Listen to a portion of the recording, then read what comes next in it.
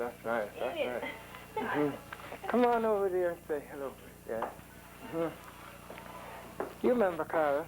You know who that is? Yes. My daughter. All right. Okay. How are you? Fine. Good. How is everything?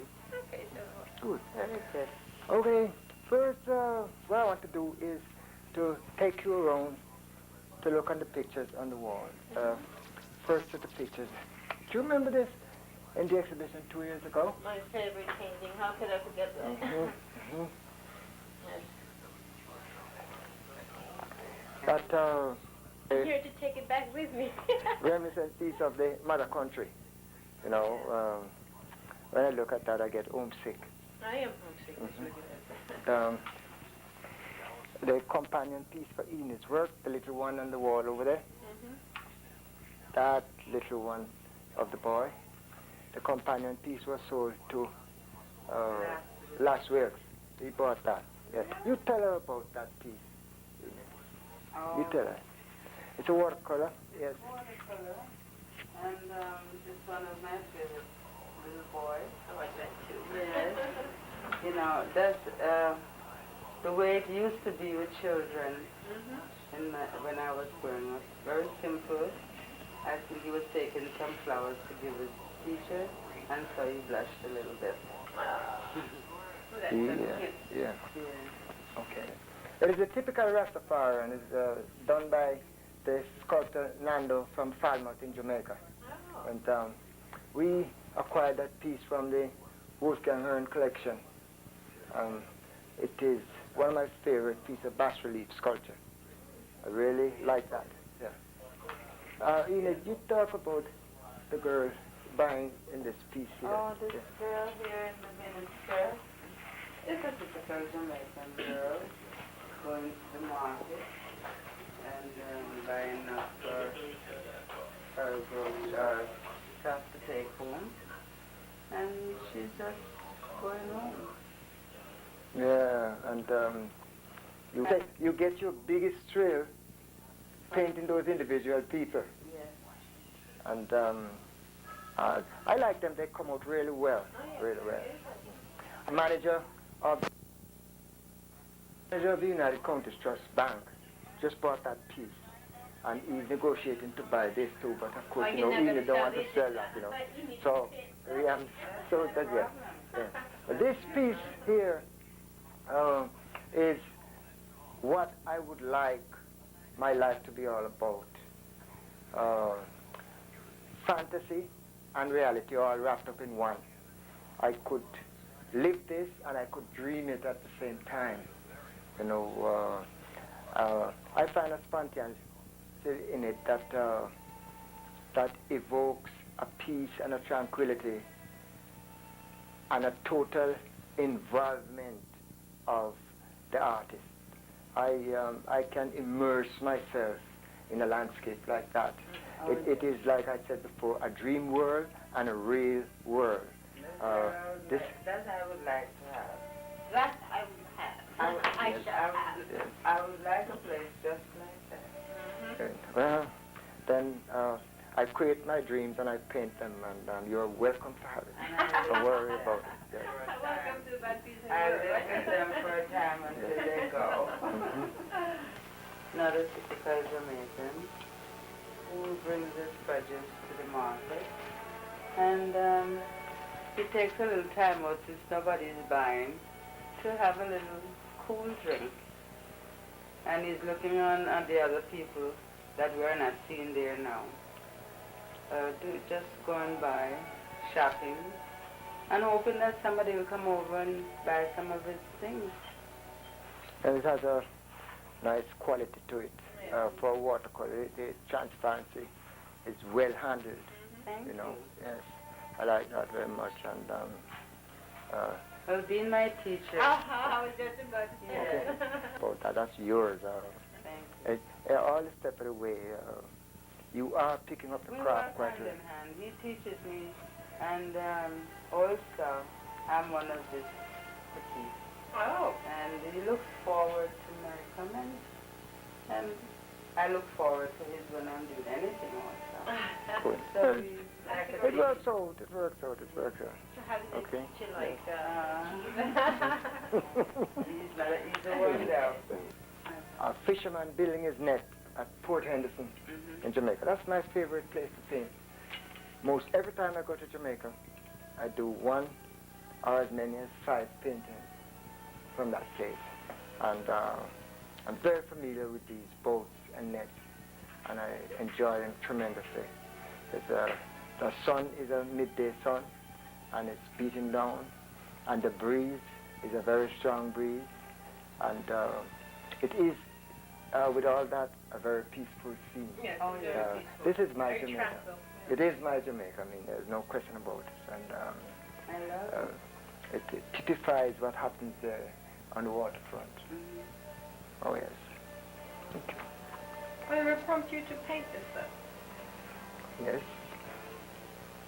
She's asking me. Whatever prompted you to paint it? What gave you the idea?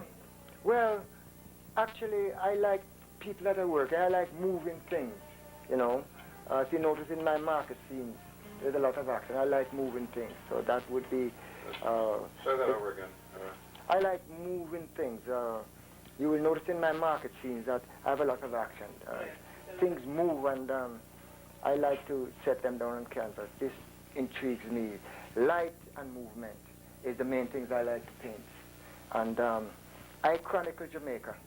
I'm setting up paintings that will tell you about Jamaica in the 50s, 60s, 70s, and 80s. This is what I'm doing. And when I say Port Henderson, you will know this is Port Henderson.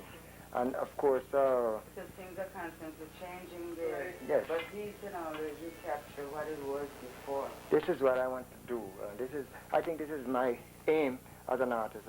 I'm to set down Jamaica so that it can be recognized 50 years from now, what it was in these periods. What is a portrait of Enid? It's obviously a portrait of Enid. I do a lot of portrait work, particularly commissions. And that one I really like because the quality of the eyes is very unique. She talks about... Your eyes, right? sparkles in my eyes. She's got sparkles in her eyes, you know. I enjoyed doing that. Reminiscing right now. Oh, yes. There's a bit of her character, too. She wears her heart on her sleeve. And Thank you. it is showing there. No question about it. It is showing there. Yes, that's an image of you. That picture, Classic, right? yeah, it is my Papine market. It is typical again of the Van Pitterson idiom and painting the movements and the cluster of people and things. I love those people. I really do. You know, because those people are so innocent, nice, good people. Well, And they feed the country. Oh, yes. I paint them. I respect them a lot. Yes, mainly because when they get together like this, you get really beautiful design. If you look at the dimensions from the clouds to the mountains, and I'm painting the space between the mountains and the trees, and then the awnings, and coming up to the foreground, you know, all the dimensions. You can get all this beautiful design, weaving a lovely pattern of color in works like these. Especially when you have people in them, you can get all this working so well together, you know. Papine market. That's the famous market. Oh yes, Papine. I do a lot of work in that neighborhood too. I like to work there because you get everything. You see right there in the landscape, you have this landscape, you have the lush mountains in the back. Yeah. And if you watch it well, you can see the geometric patterns placed one against the other.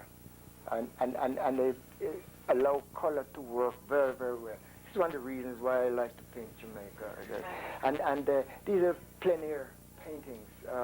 In other words, open air paintings. There's lots of space, and the quality of the space is the important thing in a painting like that. Because actually, what does the artist do? The artist takes a flat surface and breaks the space, goes in to this flat surface to make it dimensional. The artist actually takes a flat surface and breaks the space to get a dimension into it. So you go into the canvas. This is what I always try to do. And people and things lend themselves very well to this sort of situation. Okay. It can be edited, right? It will be. Yeah. Okay. Go ahead. Mr. Van Pitterson, this picture is very nice layout. What exactly were you trying to capture? Oh, it's not mine. It's on Enid's picture. Actually, it's a vendor, a food vendor, you know, and she has sold out everything. Now she's waiting on the bus to go home. So she has empty baskets and boxes waiting. Saturday evening is all is well. That's a general thing. Yeah, you know. Yeah, don't get out of it. You know. But Auntie Enid seems to be able to do those things pretty well.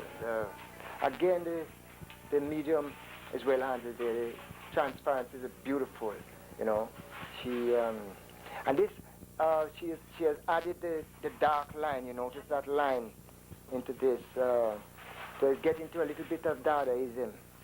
The German Dada used to work like that, to evoke a line around everything, accentuate. That's a watercolor, yes. Yes, she did that, and it's been very successful there. This is Richard Nixon? Yeah, Richard Nixon's Leaders. My goodness. Yeah. As a matter of fact, this was given to me by Richard Nixon. Given to you by the friend? Yes. Oh. Look at that.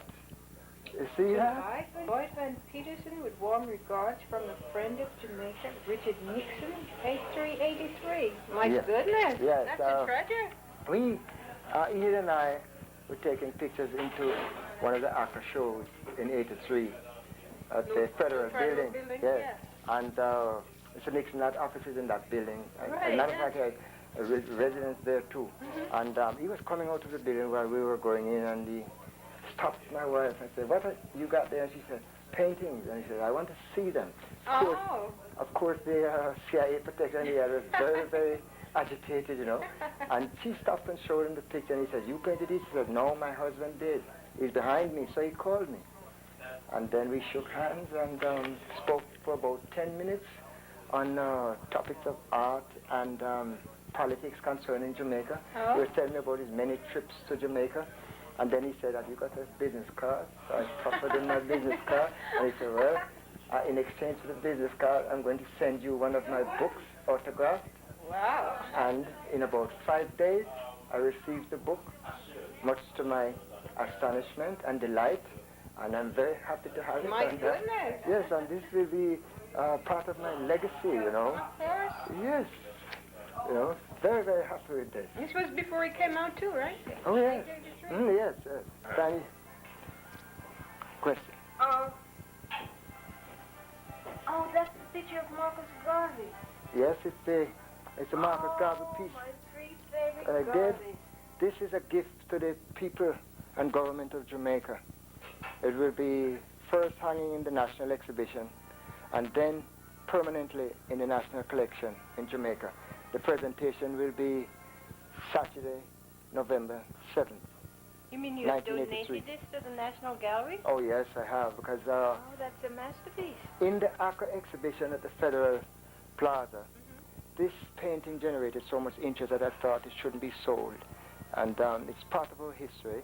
Marcus Garvey is one of our most important national heroes. And I did this piece particularly way to The national or international hero. to show that he was a Jamaican who wanted to show us that we could go someplace. Sure. You see, notice the middle piece when he's dressed like a governor general, and on the left we call it the defiant one. As, that's when my he's coming out of prison in the United States, when he was wrongly jailed. Yes. And then on the right, that image where he's getting his accolades from the universities, many of those. And he is certainly somebody to look up to. And Jamaica is aptly proud of him. I am proud that I had the opportunity to do this painting. Did this. But let me ask you a question. Leading as to what he was. Yes, I did this painting particularly because Marcus Garvey wasn't associated with a certain imagery. Right. Marcus Garvey was trying to uplift black people all over the world. And Jamaica wasn't ready for him at the time, so he came to the United States and organized the largest congregation of black people ever. And he inaugurated the Black Star Line. Of course, this was too much for the American government, so he was railroaded into jail. And then now they're saying that they want to give him a pardon. But of course, we say he didn't do anything, so pardon is not necessary. I support that, but let me ask you a question. Yes. I've seen a number of paintings of Garvey, but I've not seen one like this. No, but this is a classical Garvey. I know. This is what Garvey means. This is what Garvey... Jamaica is a country of classical people. This is not the run-of-the-mill black people you're talking about. And Garvey typifies Jamaica. That is it. Yeah, well, what prompted you to do the three different versions of Garvey in one? That's... I know, but here, you see, this is the reason, again, why I put the three personalities. So you can understand a different Garvey. The Garvey of dynamism, the Garvey of progress, the Garvey of hope, not only for Jamaica, but for black people all over the world, and for white people. This is a universal Garvey. Yes, this is... Can you explain this to me? This is my vision of Marcus Garvey, Jamaica's national hero. Especially now, this year we're celebrating his 100th birthday. I did this triple version of him in the one painting as a sort of collage to exemplify my feeling of the Marcus Garvey that I knew. I personally met him when I was a young boy in Jamaica, yes. And people think that Marcus Garvey was associated, for instance, with a certain movement because of his colors that he chose, the black, red and green, yes. And I am bringing forward the imagery of Garvey for what he stood for. He stood for the upliftment of the race. There are black people all over the world, and he led the largest movement of black people in the United States, augmented and inaugurated the Black Star Line, and as a result of that, was put into prison. As usual, that is the way of all heroes. And so when he came out of prison, his country wasn't ready for him, and he went to England, where he died. And show Marcus Garvey in three moods. The one on the left is called the Defiant One. That is the one when he was coming out of prison. And he was saying, I'm just beginning to do my job. And, oh yes, and the one in the middle, of course, exemplify his feeling as being the number one man. He set himself in the dress of a governor general. Of course, he's been despised by many because of this, but he was leading the people into a self-awareness of dignity and a certain glamour. That happened because he was misunderstood, though. Certainly. And on the right, he got his accolades from the various universities and houses of learning. That was typical of him. He was highly educated, and he was a printer and a publisher. And he was undoubtedly the greatest black leader the world has ever seen, and history will prove that. And he's really in a mood. I like them all, but I like that mood. Yeah, he's really in a mood there. And the one in the middle typifies the Governor General imagery, where black people are shown to be leaders. And he's despised by a lot of people because of that. But it was only showing you that the top was where you belong. And getting his accolades from the various universities, being an educated man, he exemplified himself in that one there, picture. So putting the three of them together will show you a composite of genius, that's of exactly leadership. And this is Marcus Garvey. This picture will be going into the National Gallery's exhibition in Jamaica, and the gallery will make a presentation on the 7th of November, 1987. Picture now. No, this is, of course, another gift. This gift goes to the Jamaican Foundation for the Arts, owned and operated by the CAC Gallery.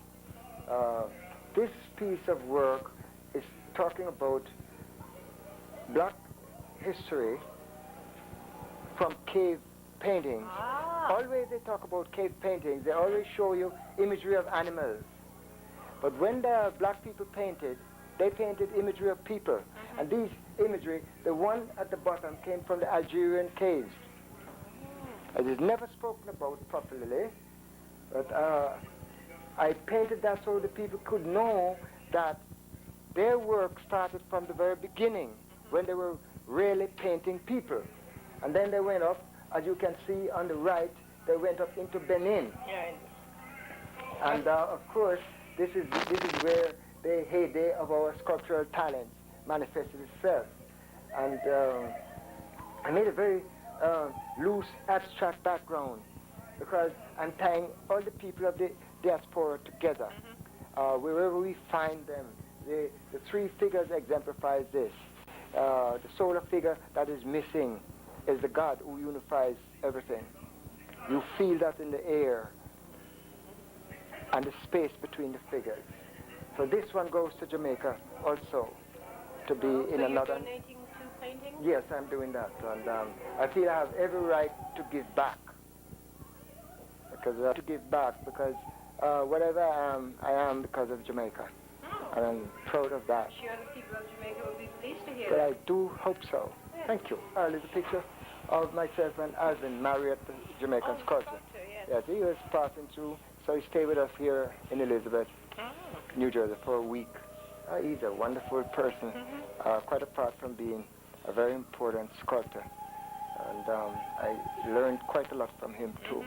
Yes, many years ago, he told me on East Street about noticing the good artist, look at the hands that he paints. Don't forget that. Picture of Jack Krasner and myself from the Lions Club. Jack Krasner is my Lions Club godfather. Enid and another friend of his, Dr. Wilson James, is a dear friend of ours, always in Jamaica. We always have a Sunday evening party at his house whenever we go there. It's a most inspiring evening. He is a tremendous and mystifying person. Declaring open my art gallery in Elizabeth. On the right of the picture is my young son just before he went into the Air Force. You know who that is, and you know what he's posing with. Isn't that nice? I really enjoy that character. I like that piece of you. That's the work of Mrs. Manley, right? This picture is Mr. A.D. Scott. He was a house guest of ours for a while too. And he's the largest collector of Jamaican paintings in the world. Of my own work, he owns about 300 pieces. Wow. Yes. Van Pitterson market scene. Yes. And I really like that because I generate all the movement I'm talking about and the breaking of space into this piece. Yeah. Where's this beautiful building? That is my studio in Jamaica. Yes. Oh. Whenever I go to Jamaica, that's where I work. Where you work. Yes. And we live there too. If I retire in Jamaica, that's where I'm going to go to live. Taking part of Van Pitterson. I'm registering a print on their silk screen. This is a semi-automatic fill bar machine I'm using.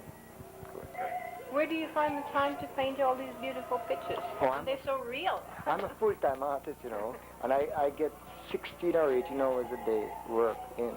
And it's usually minimum 6 days a week. 16 hours? Oh, I get 18 hours, yes. And this is my Law Street landscape. I always paint my pictures from Law Street every time I get a chance, you know. So much people and varied activities, you know, and so much color, you know, so much color.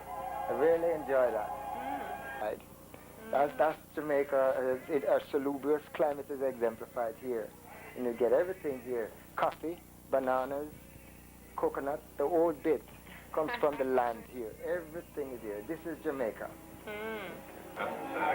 Say it now. That's Enid. Oh yes, that's Enid with the mayor of Elizabeth. The mayor is on the right. And there's a member of the Lions Club in the middle. We're at the Lions Club function. Oh. Yes, Enid the celebrity. she's always everywhere with me. Ah. Okay. That's a calendar I did for the Shipping Association of Jamaica. This was a commission. Many, many artists tried, but they couldn't please the people on the waterfront. But I did this painting, everybody's a boss, and that pleased them. And so this painting was given by the Shipping Association to the National Gallery. So it is part of the National Collection in Jamaica. This picture is one of my first art teachers, Rhoda Jackson. She's second from the left. And Mrs. Christopher B. Ills and Capo is also in that picture. This was very, very Capo early. the artist? Yes, Capo the artist, yes. See with his Pocomania regalia? Yes. It's a very early picture. Rhoda Jackson was my watercolor teacher. Oh, yes. Very famous. This is a photograph of a visit Eugene Hyde. I'm sorry, I have to start it again. This is a photograph of a visit that Eugene Ormandy, the conductor, paid to Jamaica. And a presentation of a Barry Watson painting was made to him at a show at the Carib Theatre given by the Contemporary Jamaican Artists Association, of which I was an artistic director. In the picture is Barry Watson, Eugene Ormandy, A.D. Scott, Eugene Hyde, and Lloyd Van Pitterson. Oh, all the masters. Jamaica Window and Park Avenue? Yes, here you're looking at the sold-out window. The first day the exhibition opened, all the paintings were sold. This was done at the Bankers Trust building on Park Avenue in New York.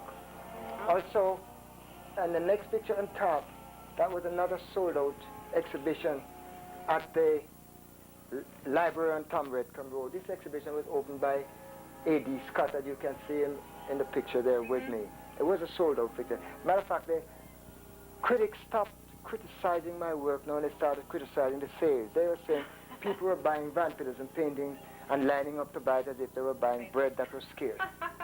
A parish final exhibition, festival award.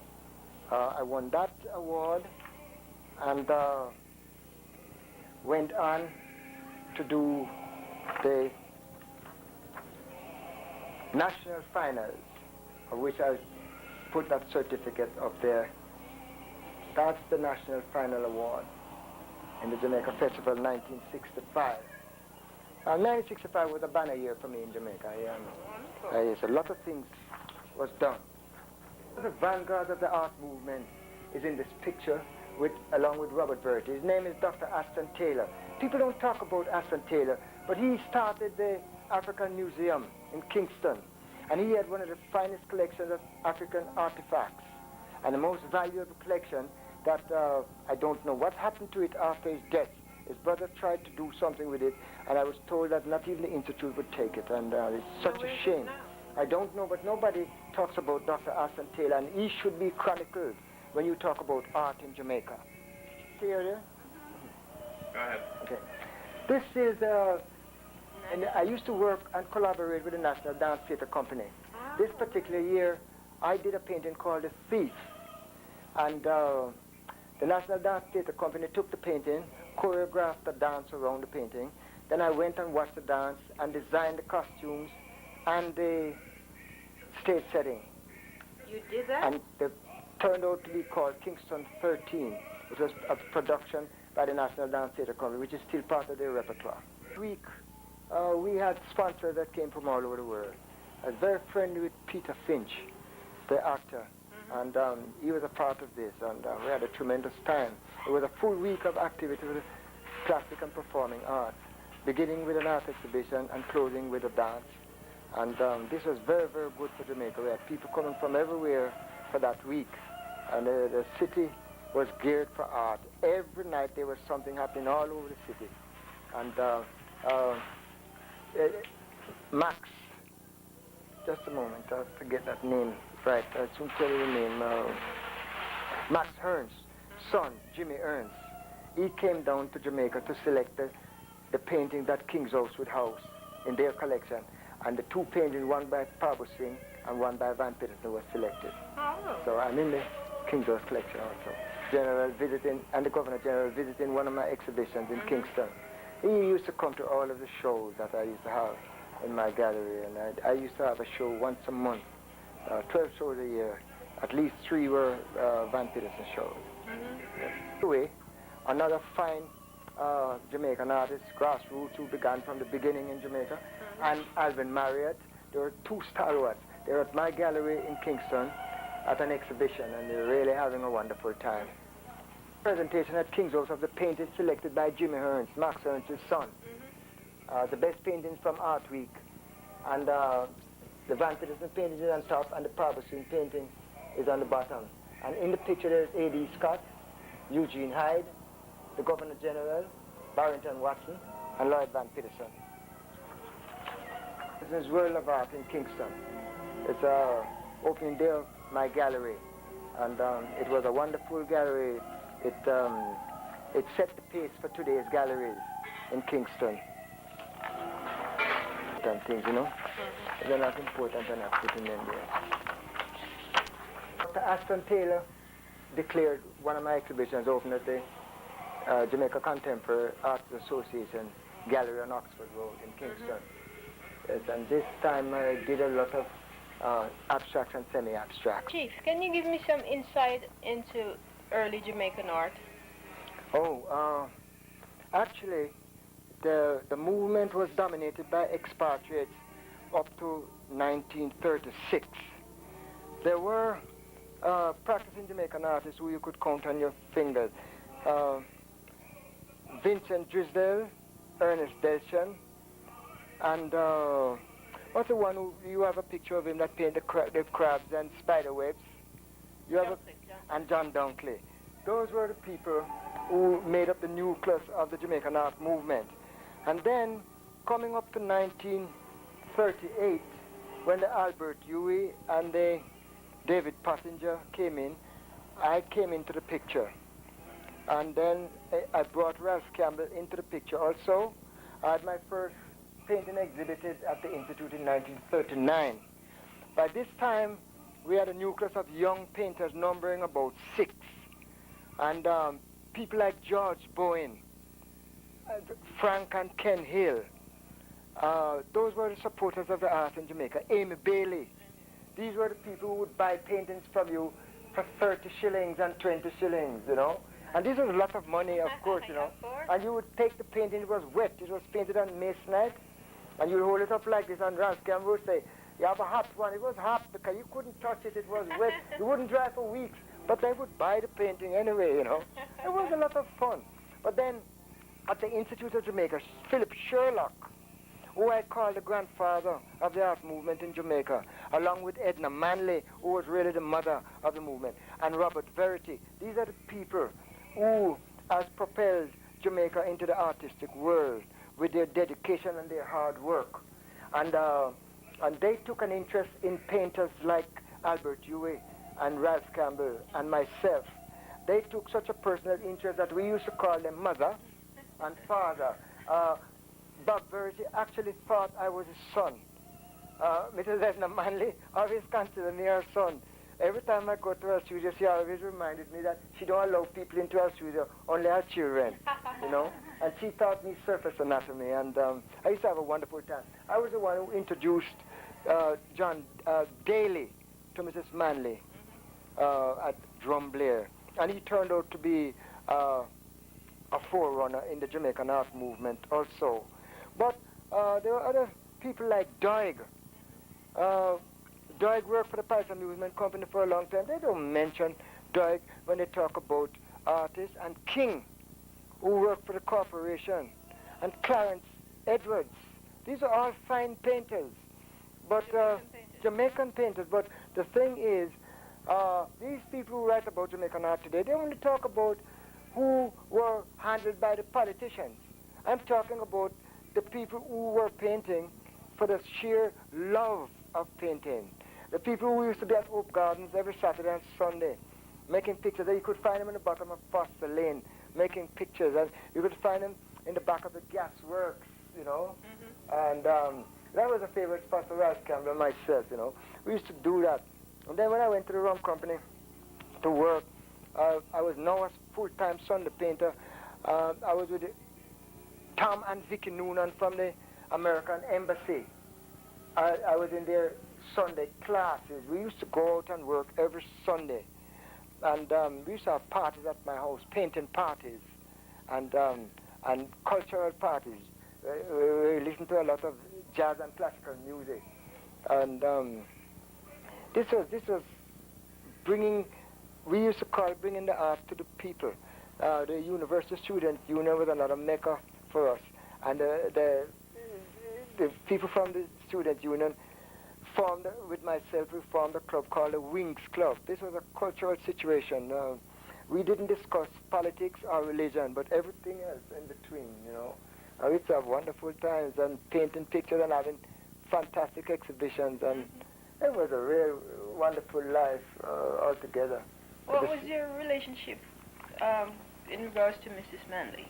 Oh, mine was a good one. Mrs. Manley took me under her wings, first at the Junior Center, the Institute of Jamaica, and then at our home in Drumblair.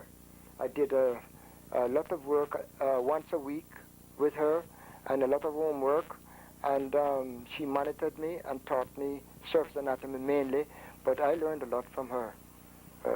This was a blessing. You know, I started, first of all, with Rhoda Jackson, when she had her classes at Kingston College. That's where the whole thing started. And then it grew. I went to work again with Koren, who was an expatriate from Armenia. And he was an outdoor plein-air painter. It was very good for me, too, because I liked to paint the wild outdoors in Jamaica, the sunlight and the vivid shadows. This was my thing. And I was an exponent of green everywhere, green, you know. And this was really, really good for me. I painted so many pictures of Hope God, it was caught over my ears. Then I had a period when I used to copy Gauguin. Oh, you copied Gauguin? I copied everything I could lay my hands on that Gauguin did. Everything. I did his period in Martinique. I did his Parisian period, and of course his Tahitian period. Everything. I did some of them many, many times too, you know. And somebody said that I was a Jamaican Gauguin at one time. But I was actually really known as a people's painter. I wasn't the kind of painter who was deep, the way they talk about mystifying depth of art. But my art is the kind of art that brings promise of a good future. A good future, but it promised a peace and a tranquility. And people could enjoy themselves looking at my work and not being bogged down with the everyday problems, which will never go away anyway, you know. And I thought that I shouldn't be the one who should bring that into the house. I think we should leave it on the street where it belongs anyway. So that was part of it, yes. At times I know you always like to go out to the market. You always like to go out to the market on a Sunday and paint. And what inspires you? Well, it's the same old story with me, people. I'm a people painter. I like to go to the market. I used to go, when I was living in Jamaica, I used to go to the market twice a week, Saturdays and Sundays. Saturdays is almost all day, and Sundays, Sunday morning until noon, and paint the life flowing on the sidewalks and flowing in and out of the markets, and the color and the forms and the action, mainly the action. I did hundreds and hundreds of drawings and paintings at the marketplace, particularly the 3 Mile Market in Kingston, and also on Law Street at the outdoor market, sidewalk market. I also noticed the fishermen painting. You did quite a few of those. Yes, because the waterfront always attracted me too, and I used to do a lot of that in and around Kingston, and I used to go to St. Thomas and do a lot of waterfront paintings too, because I liked to paint in St. Thomas where I could get everything: mountains, rivers, waterfalls, the sea, roads, people. The whole bit is in St. Thomas. People say St. Anne is the garden parish in Jamaica, but for me, the artist paradise is St. Thomas. Well, that much I know because I'm always going out there with you anyway. Yeah, you big. And it seems to me that it's rubbed off, because those are the places I like to go and paint. Yes. And, You're going on a painting trip in St. Thomas. You begin at 11 miles. You go up the mountains 11 miles and go over into... That place where that little historical place there, what's the name of it again? With 3 fingers, yeah. I know where you're talking, where the overlook is. Yeah, Yes, at the overlook. Yeah, but I'm not going in that direction. And before that, you go off at 11 miles and go over Cambridge Hill and go through Cedar Valley and come out in Morant Bay. And all this, you get everything you want as an artist, everything, including an old slavery sugar mill, the waterfalls, the dirt roads. Yeah. I'm telling you, you know, the children, you know, there's so much to paint. And this tells you the Jamaican life, the slow moving Jamaican life, as like I say, the paradise for the artist, you know. Yeah. Yes, it is. Mm-hmm. Mm-hmm. Well, tell me something about Mr. Marriott and yourself. Oh, Mr. Marriott. Mr. Marriott is Jamaica's leading sculptor, and also, I would say, one of the West leading sculptor. He has done monumental work from Westminster Abbey and Commission to the huge figures in Jamaica. And his crowning glory was a piece of work he did for A.D. Scott that would commemorate the 1962 independence of Jamaica. It is not yet mounted. It has been cast. The cast has been done, but it's not put together as yet. And one day I'm hoping to see that erected in my lifetime. But this is a crowning glory to Alvin Marriott's work. The man is sheer genius. I respect him as an artist, but I love him as a human being. He's such a wonderful person. Yes. Fine man. What do you consider good or beautiful art? What do I consider? What do you consider good art or beautiful art? Well, I tell you something. My feeling about art is that it should have three elements: the good, the true, and the beautiful. Should be involved in it. In other words, philosophy, science, and religion makes up the theme of life, and they should be exemplified in artwork. Like I said, the good, the true, and the beautiful. The work will generate interest only if these three elements are involved. It could have one or more of the other, as the case may be. If you despise the piece, it doesn't mean the piece is no good, because it's still generating interest.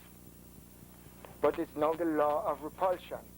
But the law of attraction is usually the one you're looking at. When you look at the law of attraction, you say, well, I like this, that means it's good. But if you say, I don't like this, it is still affecting you emotionally.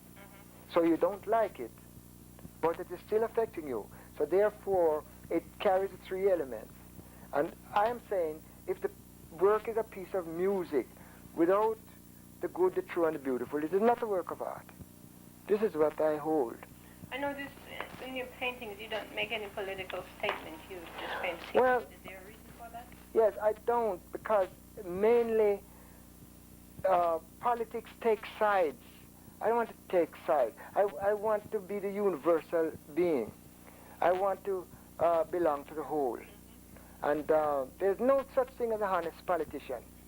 And art must be honest, otherwise it cannot be art. And then you look at the work of William Shakespeare, the truth that is magnified in his work generates the true art of the man. And even if you say the work was done by Bacon, then the truth generated by Bacon is the true art of the man. And both of them were mystics. It doesn't matter which one did the work. And you take again, I don't know if you ever heard the name Christian Rosencrantz. But Christian Rosencrantz first appeared on the scene on earth at the end of the 13th century, just about the beginning of the Renaissance. And he touched the lives of several individuals over a span of 400 years, up to that period anyway. And if you take from Jacob Boehme into Goethe and into Beethoven and Wagner and Shakespeare, you will find the golden thread being woven through the lives of these men. And this is a tremendous thing about the work that these men did. Everybody that Christian Rodencroft touched became genius. And now he's living in the background. He's still a member of European society today. Not to doubt that this is many centuries I'm talking about. Of course, this is a man who has had 17 graves in Europe. You know, so therefore, don't be astonished about what I'm saying. But there's a little bit of mysticism in all of us. Yes. So, the art being the gift of the gods is wrapped around the fact that we all go to study under the leadership of God. We all go to study under the leadership of God. And some of us learn and some of us don't. In time, all of us will learn because there's no such thing as a lost soul. It's impossible to be lost. We are all sparks of the one universal God. Call him whatever name you like. But we are all sparks of this God. And therefore, we can't end because there's no end to God. It's very, very simple. But religion makes it complicated. Because if you don't complicate it, you can't say, give me. See? Understand? If it's easy and simple, and you say, give me, people say, give you for what? But you make it complicated, you say, those are the mysteries, you know. So this is the whole story. But the art started from the beginning, and they will always go on because there's no end. We move from the clod to the God, like it or not. It's just a matter of time. And to the gods, time is endless. So here we go, you know. What do you consider the most important role of the artist? The most important role of the artist is to chronicle the life behind, within, and around him. His role is to communicate between what is and what is to be, because he's always ahead of himself. This is why he's always thought of as being shiftless and lazy and good for nothing, because he chooses art. There is nothing more grueling and tedious and demanding. I'm a painter. When I was working for the rum company, I had time, man. Now I'm a full-time artist. Takes all my time. Good thing I have this wife who understands. You know? And sometimes I say, let's go. I'm so, like I don't want to go anywhere, you know. I say, hey, I have to stay here and do what I'm doing. But of course, this is the thing.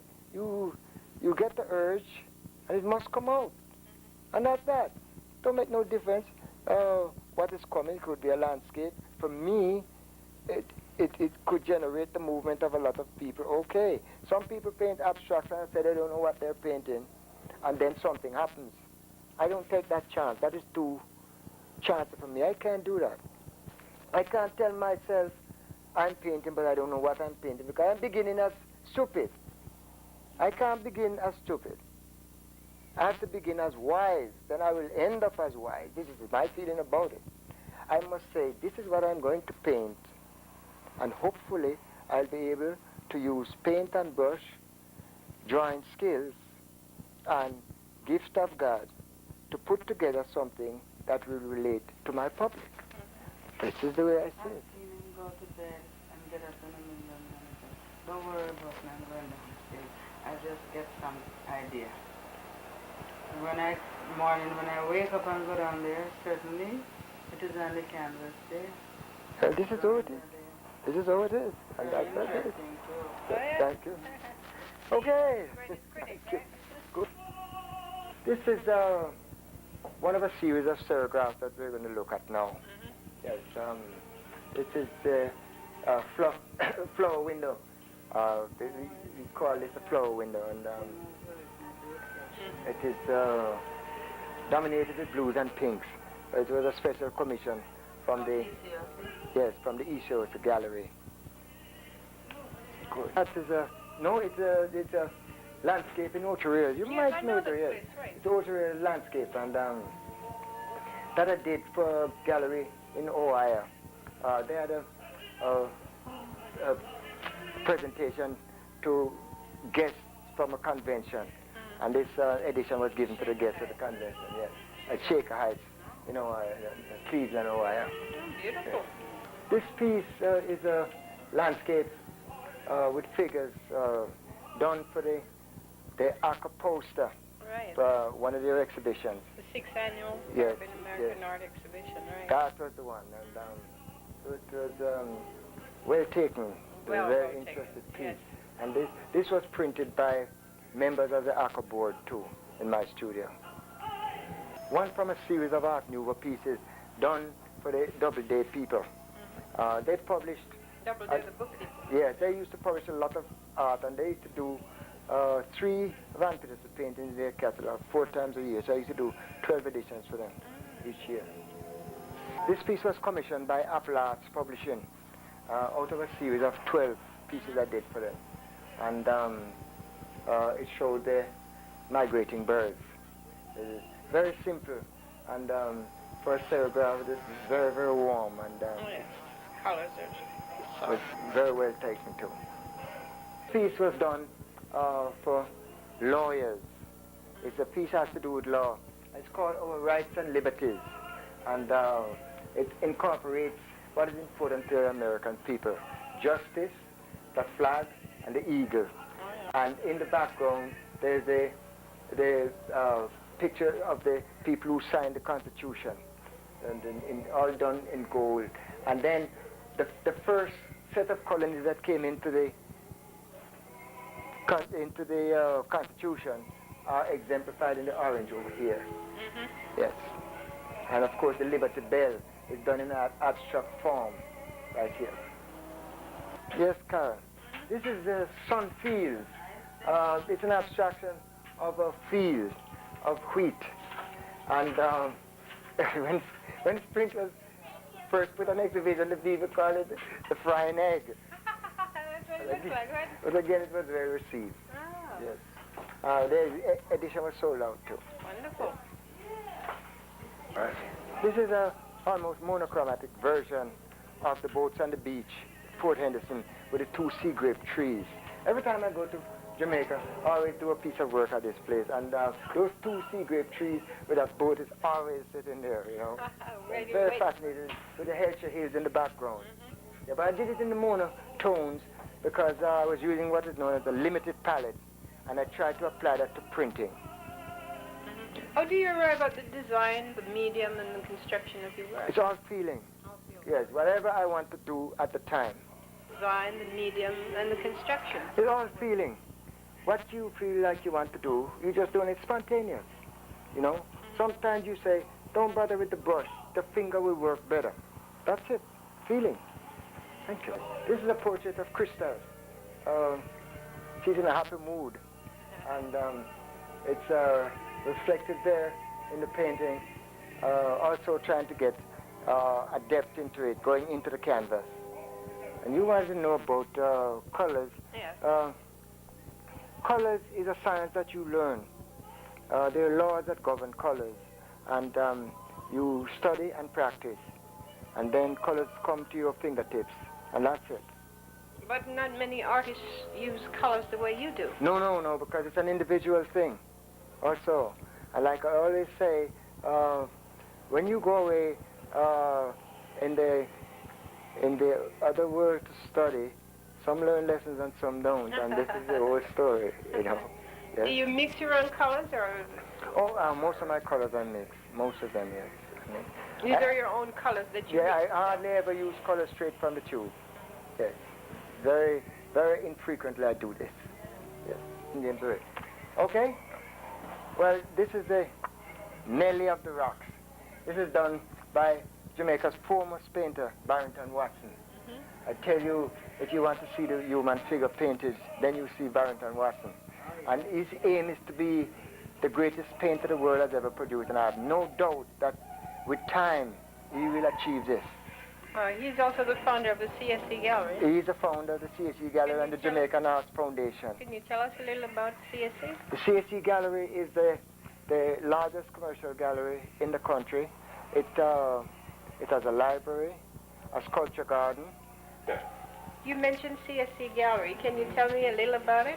Yes, the CSC Gallery is the newest addition to commercial galleries in Jamaica. but it's about the finest. It has a sculpture garden. It boasts several large galleries and a library and reference library.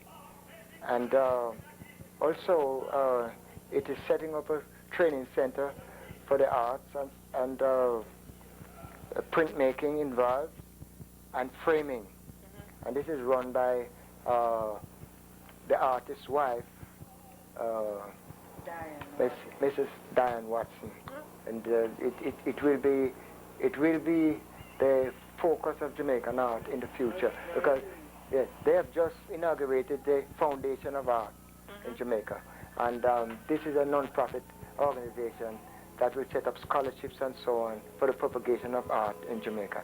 And I think it's a fine movement. Our movement here, called the Association of American Caribbean Artists, is affiliated with them. Yes, and I'm glad for that. Can you tell me what is the Association of Caribbean American Artists? It's an association of Caribbean artists who live and work in the United States for the propagation of art. The movement is to get the Caribbean artists into the mainstream of the art movement in the United States. For instance, in terms of propagating the art, getting popular among the people who appreciate art, and also to generate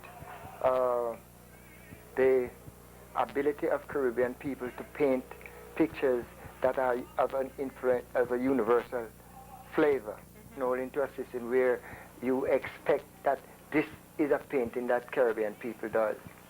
You know, we want to see paintings which can stand up in the world market, and then if it's a Caribbean artist who did it, that's fine. This is the general principle. We intend to have gallery space and to have a library and teaching facilities in the future. This is our aim, and it is coming on. We have a good membership right now, and we are open to membership constantly, and we're hoping to attract more and more artists as we go along. So this was done for the... Yeah, this was the jacket that I designed and printed for the first catalog that we did for ACA. Thank you. And it was a really fine catalog. See? That's how it was laid out. And we are now in the process of designing and printing a new catalog. Yes, Lassel's Will. Mr. Lassel's Will, who works for the United Nations, is my public relations man. He was the first public relations man for me. Since 1971, we've been working together, and he has organized several exhibitions for me. He has a very good feeling for the arts, and he's very knowledgeable of what is happening in the world of art among the black people in the United States. He's also a Jamaican and is raising a fine family. He constantly monitors the works of Jamaican artists, and we are now organizing a new exhibition that he is the PR. His family collects the Van Pitterson paintings, and they just recently acquired one of Enid's new watercolors. Mary Wilkes fell in love with it, and they bought it. And this is the beginning of a new type of collection for them. Ralph Campbell, he died 2 years ago. He was one of Jamaica's leading painters, and my protege. He exemplified what art was all about in Jamaica, and he was a tremendous loss. As a matter of fact, his death was a tremendous loss to the Jamaican art movement. I miss him very much, but I know that his work will continue to be a source of joy and pleasure to the Jamaican people. I'm now in a situation where I have the pleasure of owning 5 of his original pieces, and I'm very happy for that. What is your opinion of the future of the art movement in Jamaica? Oh, I think the Jamaican art movement has a wonderful future. There are openings every week, several openings. Things are moving really, really good. And with vanguards in operation like the CAC Gallery and several other galleries, things are moving really nice. I see a very good future for the art movement in Jamaica. And I also think that if the art movement moves in the way it is going, then we'll be able to do something about the balance of payments instead of borrowing more money and more money and more money to take care of things. So you think the art is going to do it? Oh, it can do it, definitely, it can do it. If the government can see the light and know in which direction to put their efforts, it can do it. Certainly Jamaica could develop a system of the exploitation of fine art. I'm not talking about commercial work, fine art. And we could do it without commercializing like you know who. And it could be a success because we have artists that can stand world criticism and really stand up to it. And here in the United States, we're hoping that Haka will be the forefront of a movement that will take Caribbean art to its pinnacle. Wonderful, Thank you. wonderful. And that's my views on the arts. This is the world of Van Pitterson. This is a wonderful world of Thank you. I am really honored to be here this evening, and it's an unforgettable evening. We're happy.